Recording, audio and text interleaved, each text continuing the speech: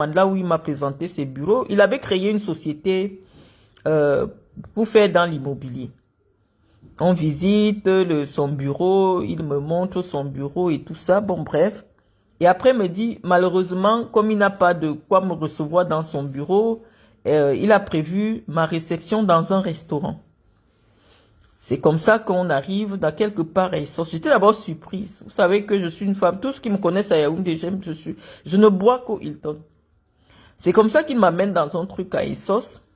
Quand j'arrive là-bas, je trouve la fameuse fleur de l'île avec Gaël Nganamouit. Bon, je vais apprendre plus tard que Fleur de l'île, à l'époque, elle était la femme de Gaël Nganamouit. Je bois un Sprite parce que je ne bois pas d'alcool. Tous ceux qui me connaissent savent que je ne bois pas d'alcool. Il venait manger le taro. Moi, je ne mange pas de taro. Donc, je n'ai pas mangé de taro. J'ai bu juste un Sprite. Et après, j'ai reçu un coup de fil. Des gens qui m'attendaient à mon bureau. J'ai dit à Mout que malheureusement, je ne peux pas rester plus longtemps. On m'attend à mon bureau. Flore est venue, elle me l'a mis la caméra, elle voulait faire des photos et tout ça. J'ai dit à Flore, parce que Flore portait une robe, on voyait toute sa poitrine derrière. Je ne savais pas qui c'était. Elle dit qu'elle veut faire la photo avec moi. Je lui ai dit non, je ne peux pas faire une photo avec toi parce que je suis une personne publique. C'est comme ça que je suis partie. Mais depuis près de 10 ans, cette femme raconte des mensonges sur moi sans que Amot ne lui dise « J'étais présent, Jaguar était présent. » En aucun moment, Malène Mvoutou n'est arrivé avec un maillot ayant faim, avec un maillot des lions indomptables, et c'est toi qui as payé la boisson. Ou tu as payé le plat de nourriture à Malène Mvoutou. Pourquoi je peux marcher avec toi, sachant que c'est moi qui ai invité Madame Mvoutou, tu te permets à la dénigrer sur les réseaux sociaux. Je vous dis comment fonctionnent ces hommes d'affaires d'un nouveau genre que les Camerounais ont baptisé les Féman. J'ai d'abord été curieuse de constater que quand Amot m'invite dans ses bureaux, il avait reproduit mes bureaux. Sauf qu'il n'avait pas eu la qualité des meubles que j'avais parce que j'avais fait venir mes meubles de l'Europe. Mais il avait voulu reproduire mes bureaux. Et après cet épisode, où on s'est vu qu'une seule fois, cette fille, à l'époque, elle était sponsorisée par Amot, s'est assise sur les réseaux sociaux pour me dénigrer. Elle m'a baptisé Doc Tambrakata. C'est comme ça que je deviens célèbre sur les réseaux. C'est cette femme qui amène mon nom pour la première fois où je vois une Camerounaise assise sur les réseaux pour parler de moi parce qu'elle m'a vu pendant 30 minutes. C'est devenu que non, elle m'a acheté à manger. J'ai dit, mais notre amitié commence où? On se connaît où? Je te connais pas. C'est Mabouan Kessa, qui est lion indomptable, qui t'a amené à mes bureaux, qui t'a donné mon contact parce que tu voulais, soi-disant, louer des bureaux dans mon immeuble. L'immeuble que je loue, quand je dis dans mon immeuble, je ne suis pas propriétaire d'un immeuble. L'immeuble que je loue pour mes bureaux, je me retrouve à tes bureaux, tu me proposes un pot parce que tu n'as pas de place pour me recevoir chez toi. Je me dis, je te rends la politesse puisque je t'ai reçu chez moi avec boisson et alcool et tout ce que tu... Bon, moi je me dis, bon voilà, tel que Mabouan Kessak m'a parlé de lui, Amot était un grand homme d'affaires, le Camerounais le plus riche de Paris, qui vient pour développer le Cameroun. Et donc, éventuellement, je prenais vraiment cela pour de l'argent comptant, que c'était vrai que Amot était un homme d'affaires. Donc, je lui ai accordé tout le respect dû à sa personnalité. Je ne savais pas qui était Fleur de l'Île.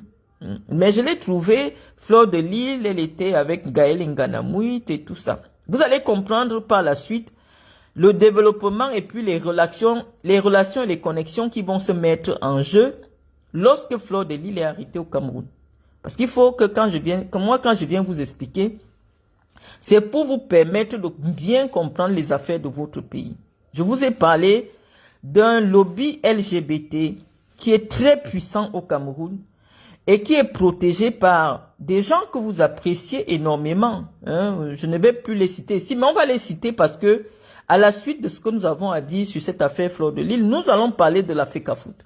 Parce que ce n'est pas un secret, c'est pas un secret que Gaël Nganamouit est très proche de Samuel Eto'o.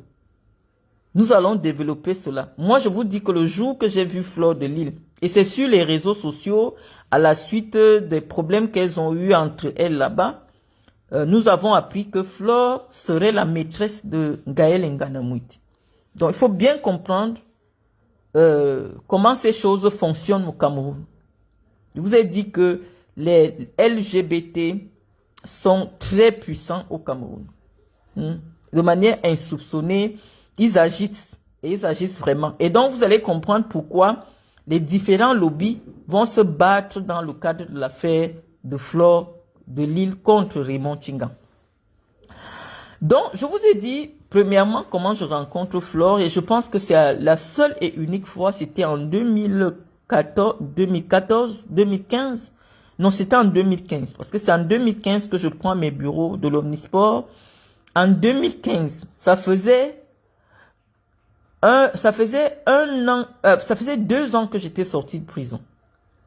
Parce qu'on m'avait arrêté en 2013, je suis sorti en 2013. Donc, ça faisait 2 ans que j'étais sorti de prison. Or, quand Fleur raconte son histoire qui fait des millions de vues sur les réseaux sociaux, elle m'a vu, je venais de sortir de prison. Je louais des bureaux de 450 000 francs le mois avec des employés. Je ne sais pas à quel moment elle m'a rencontré, j'avais faim. J'étais véhiculé, j'avais un chauffeur, j'avais une voiture. Donc, je ne sais pas à quel moment Fleur m'a rencontré et j'avais faim, mais c'est l'histoire qu'elle a racontée des années, depuis 13 ans. Elle parle de moi. Et sans que Amout ne lui dise, attention, c'est moi qui avais fait venir Madame Mvoutou. C'est moi qui suis allé vers Madame Mvoutou et c'est moi qui ai proposé à Madame Mvoutou de venir. Je lui offrais un pot. Donc, ton histoire, il faut arrêter un moment. Peut-être finalement, je comprends que... Et à l'après, j'ai compris que les filles comme Fleur de Lille, elles insultent à la commande. En fonction du client qui lui montre la cible, elle se met comme ça pour rien à vous insulter. Et la personne qu'elle insulte, si vous portez plainte, c'est lui qui envoie vous insulter qui est le garant de l'insulte. Donc, vous devez comprendre les mécanismes des clashs des réseaux sociaux. Les enseignants qui sont ici, sur ma page, les enseignants d'université, qui découvrent ce nouvel univers dans lequel j'ai été amené sans ma volonté. C'est-à-dire que je me suis retrouvé un moment en train de traîner avec un joueur de foot, un ancien lion indomptable que vous connaissez. Je ne savais pas qu'entre-temps, il avait déjà des amitiés avec des gens qui font de la fémania. Donc c'est lui qui me met en contact avec Amout en me présentant que c'est un grand homme d'affaires. Donc je vous explique bien, vous allez comprendre que même Samuel Eto'o à un moment donné, pas à un moment donné, en ce moment-ci, à force d'avoir côtoyé les fémanes, lui-même est devenu un féman en puissance. Nous allons arriver à cette conclusion et je vais vous démontrer, parce que je vous ai dit qu'à chaque fois que nous prenons la parole, nous la prenons comme si nous sommes devant une soutenance de thèse et par la suite, chacun se fera sa propre idée. Mais nous présentons nos éléments de preuves. Nous allons parler avec des preuves. Donc, c'est comme ça que je vous parle d'abord de moi parce que j'aime bien ramener tout à moi pour vous permettre de vous situer dans l'histoire. Donc, quand je rencontre Fleur, Fleur se met à m'insulter. Et elle compte sur qui? Elle compte sur Amout. Et ce Amout, qui est Amout? Amout, apparemment, c'est quelqu'un qui a commencé par le petit banditisme. C'est quelqu'un qui vient d'une famille suffisamment démunie. Au Cameroun, à Eligdjoa, qui a traversé le désert. Il a raconté son histoire. Qui a traversé le désert pendant des années. Il est arrivé à Paris. Et il a fait fortune grâce aux petites escroqueries. D'ailleurs, vous pouvez retrouver sur Google les vols de cartes de crédit, de la grosse fémania, de la fausse monnaie et tout ça. Et je vais vous dire pourquoi à un moment donné, les fémans se retrouvent en train de côtoyer les joueurs de football professionnels. Les fémans, quand ils vont en escroquerie, ont besoin des gens qui sont liquides. Je vous parle parce que moi-même, j'ai un ami, parce que je l'ai bloqué, certes, celui qui passe dans la chanson de Koffi Olomide qu'on appelle Président Mélanie. C'est un très bon ami à moi, on n'est jamais sortis ensemble. Je vous ai dit, j'ai traîné avec des garçons. Euh, Quand ils ont besoin d'aller en Fémania, ils ont besoin des gens qui ont des espèces parce que euh, lorsqu'ils escroquent un client, ils te montrent, il y a une partie de ce qu'ils vont te montrer, ce sera de la vraie monnaie.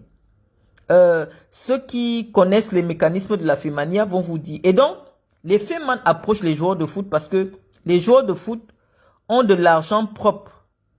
Et lorsqu'ils veulent blanchir leur argent, le joueur de foot leur donne l'argent propre de l'Europe et eux, ils vont donner l'argent sale en Afrique. Donc, il y a des transactions comme ça entre les joueurs de foot et les Féman. Donc, les Féman et les joueurs de foot, généralement, et les prostituées, je vais vous dire, c'est un triangle, un commerce triangulaire qu'il est important de comprendre ici.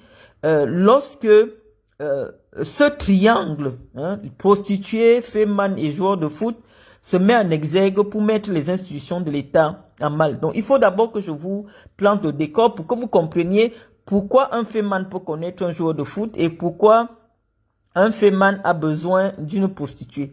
En fait, les prostituées dans l'univers de la Fémania internationale, c'est elles qui, parfois, dans le cadre de ceux qui sont spécialisés dans le vol de cas de crédit, lorsque elle fait venir, une prostituée fait venir un client dans sa chambre pour faire la passe, elle met, elle donne du somnifère, elle fraude le somnifère sur ses tétons. Lorsque le client tète ses seins, le client se met à dormir après l'acte sexuel. Et qu'est-ce qu'elle fait? Elle filme la carte de crédit et elle envoie la carte de crédit au petit escroc des cartes de crédit. Donc, les escrocs à la carte de crédit ont besoin des prostituées parce que ce sont les prostituées qui leur donnent les codes des cartes de crédit qu'elles récupèrent chez les clients qui sont en train de dormir. Donc, il faut d'abord comprendre pourquoi un Féman peut être bras dessus avec une prostituée. Parce que c'est des femmes qui ne se cachent pas. Nous ne les insultons pas. Nous les avons découvert ça fait près de 10 ans qu'elles sont installées dans la globosphère, le cyberespace camerounais, à vous expliquer les tenants et les aboutissants de leur activité. J'ai beaucoup de respect pour les personnes qui s'assument et se sont assumées pleinement. Donc nous ne faisons pas de la diffamation ou du moins nous évitons d'entrer dans l'insulte, mais nous restituons les choses, chaque chose dans son contexte. Donc, nous sommes en train de dire que moi, personnellement, lorsque Fleur de Lille a commencé à parler de moi, je me suis intéressé à sa page. Je me disais, elle fait dans quoi? Est-ce qu'elle est dans le sport? Est-ce qu'elle est dans la politique? Elle est dans le monde associatif? Pourquoi elle s'intéresse à mon profil? Donc, j'ai commencé à suivre un peu sa page jusqu'au moment où j'ai décroché parce que c'était des cours comment faire la pipe, comment on fait la levrette, les prix des clients en fonction des positions. Je me suis pas retrouvée. C'est depuis ce temps que je me suis un peu déconnectée de ce qu'elle fait. Et à chaque fois qu'elle fait des directs sur moi ou alors à un moment donné, elle s'était mise à insulter le professeur Mendozé en prison. La première fois que je vois quelqu'un humilier le professeur Mendozé pendant qu'il était en prison, c'était Flore. Donc, quand j'ai vu Flore prendre la photo de sa mère, la vidéo de sa mère pour dire que, pour essayer un peu d'attendrir l'opinion, j'ai dit, mais attends. La première fois que j'ai vu quelqu'un se moquer du professeur qui était malade, quasiment aveugle, emprisonné, c'était Flore. Donc hier, Flore a vu défiler toute sa vie, alors que sa procédure était toute simple. C'était simplement, comme j'avais expliqué, qu'elle paye les dépenses, l'argent de l'État, et puis à la minute, elle est libre. Mais elle a eu peur. C'est-à-dire que les kings ont des réseaux sociaux. Elle a eu peur de passer une semaine en prison. Elle a vu sa vie défiler. Elle a vu comment sa mère va mourir, elle ne va pas enterrer sa mère. Mais elle a passé le temps sur les réseaux sociaux. Tout le monde se souvient, quand elle parlait de moi, elle met les chansons du professeur. Elle condamne, elle se moque du professeur. Elle se moque du professeur comme il est en prison. Parce qu'elle voulait me faire du mal. Ça, c'est une autre analyse que nous allons faire plus tard. Donc, j'étais en train de vous dire, les amis, que lorsque Fleur de Lys vous insulte, Fleur de Lys insulte toujours à la demande d'un patron qui est derrière et qui assure ses arrières. Je vais aussi vous présenter le camp opposé à Fleur de Lys, qui est géré aussi par quelqu'un qui fait dans des affaires non identifiables par le fisc européen. Donc, Raymond Tchengang ne peut pas monter une fiche d'imposition où il vous dit que si j'ai gagné 10 milliards, c'est par rapport à tel travail que l'État français connaît. Parce qu'il réside aussi en France à ces moments perdus. Mais lui, il ne sait pas encore vanter qu'il est fait mal. Mais ce sont les gens qui disent qu'il est fait mal. Mais lui aussi, dans son camp, marche avec une autre fille qui a déjà dit que on a même déjà filmé dans le camion. À Lio 5. Elle s'appelle Maleba Perpétue. On l'appelle que compresseur sur les réseaux sociaux. Cette compresseur, son activité pendant plus d'une quinzaine d'années depuis qu'elle est arrivée en France, s'est résumée uniquement à faire des passes assises dans un camion. Et on vous dit que cette fille-là, elle est la communicatrice du président Raymond Tchengang, un homme respectable, qu'on aimerait bien respecter. J'ai été surprise que je constate que cette Perpétue Maleba aussi m'insulte, alors que Raymond Tchengang a été très proche de moi. Ça m'a surpris. J'ai dit que peut-être qu'elle a un autre financier maintenant. Mais non, elle dit que son président, il faut comprendre ses implications des présidents. C'est-à-dire que les présidents de la FEMANIA ont pour communicatrice officielle, des filles qui vendent leur corps. Donc, Amot a sa communicatrice qui est aussi une vendeuse de charme, qui est Fleur de Lys. Et Raymond Tchengang a sa communicatrice officielle avec qui il marche. Parce que je vais vous dire, dites-moi avec qui vous marchez, je vous dirai qui vous êtes. Parce que aujourd'hui, ce sont les institutions du Cameroun qui sont salies parce qu'il y a deux camps qui se sont affrontés publiquement. Et moi, comme j'ai été insulté par les deux camps, je viens expliquer aux professeurs de droit qui sont ici sur ma page, aux magistrats et aux avocats que je vois ici, les tenants et les aboutissants, parce que les deux camps ont déjà prononcé mon nom. Je vous ai dit, quand on ne prononce pas mon nom, je ne parle pas. Donc, le camp de Raymond Tchengang a parlé de moi, m'a insulté sur les réseaux sociaux. Et le camp de Amot m'a insulté sur les réseaux sociaux. Donc, c'est ainsi que Raymond Tchengang, pendant longtemps, a tenu le maillot jaune dans un restaurant à Paris qu'on appelait le restaurant de Céline la Doyenne. Apparemment, quand tu es le plus grand client, tu étais le plus grand client de ce restaurant, on fait un cadre maillot jaune avec ta photo.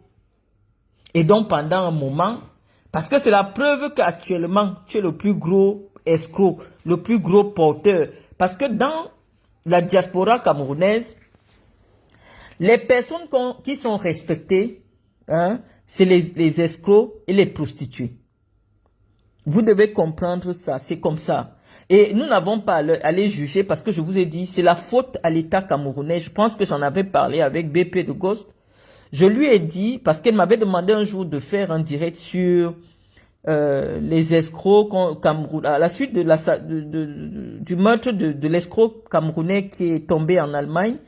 Elle voulait que je fasse un direct. Je dis non, on ne peut pas faire ce type de direct sans impliquer le gouvernement du Cameroun parce que de milliers de jeunes sortent du Cameroun sans aucune formation. Quand ils arrivent en France, en Europe, en Allemagne, en Italie, partout, la seule chose qu'ils trouvent à faire, c'est de l'escroquerie. Donc, si le Cameroun formait mieux sa jeunesse, trouvait des emplois aux jeunes, les Camerounais ne devaient pas s'illustrer dans la prostitution et dans la fémania. Donc, comprenez que les vrais Camerounais, ceux qui ont réussi sont au Cameroun. Maintenant, ceux qui sont dans la diaspora essayent de faire ce qu'ils peuvent, ce qu'ils trouvent. Parce que ce n'est pas évident, le parcours d'un Camerounais qui arrive en Occident. Donc, je vais vous expliquer toutes ces implications-là et vous allez comprendre. Donc, je vous parlais que Raymond Tchengan, parce qu'à l'époque, était le plus gros porteur de la diaspora, il était respecté dans les restaurants et les bars camerounais de Paris. Et c'est ainsi que qu'arriva un jeune gars, Betty, à la personne du président Hamoud, venant de l'Espagne. On ne sait pas où il avait pris le gros montant. Il est devenu le client le plus important dans le restaurant de Céline la doyenne. C'est comme ça qu'on fait décrocher le maillot jaune de Raymond Tchengan. On installe le maillot jaune écrit Hamoud. C'est devenu donc la guerre sanglante que vous avez vue dans les réseaux sociaux. La communicatrice de Raymond Tchengan insulte Hamoud et la communicatrice de Hamoud insulte Raymond Tchengan.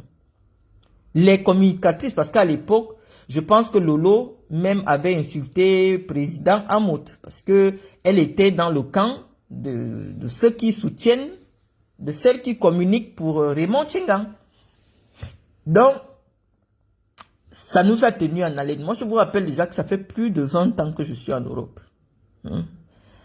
Donc, ça fait au moins 12 ans que les réseaux sociaux camerounais sont tenus en haleine par ces deux camps qui se réconcilient et qui se gâtent au fil des intérêts. Donc, quand Raymond Tchengan n'a pas supporté les insultes, et là, quelle est la pire insulte qu'on avait dite à Raymond Tchengan? Qu'il est tombé, il n'a plus rien, il a les pantalons troués. On a même posé la photo sur les réseaux sociaux. Raymond Tchengan, en fait, à l'époque, elle disait que Raymond Tchengan lui a proposé de lui envoyer la photo de ses seins. Elle a refusé et qu'il lui a proposé des partous. Elle a refusé. Bref, Flore a fait tout un exposé sur les réseaux sociaux. Visiblement, Raymond Tchengan s'est senti humilié. C'est comme ça qu'il a couru. Il est parti au Cameroun. Il a déposé une plainte en bonne et due forme. Et c'est à partir de là que ça devient intéressant, les amis. J'espère que vous avez bien suivi jusque-là.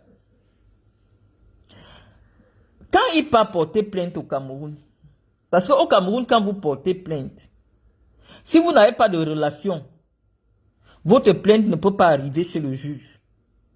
Donc, si Raymond Tchengan a réussi à faire dire le droit sur son affaire, c'est parce qu'il a les relations. Et je vais vous expliquer pourquoi. Parce que ça va être intéressant par la suite. Pourquoi vous comprenez maintenant, là où l'État, les institutions de l'État vont être paralysées à cause d'une banale histoire des Camerounais qui n'ont pas de fiche d'imposition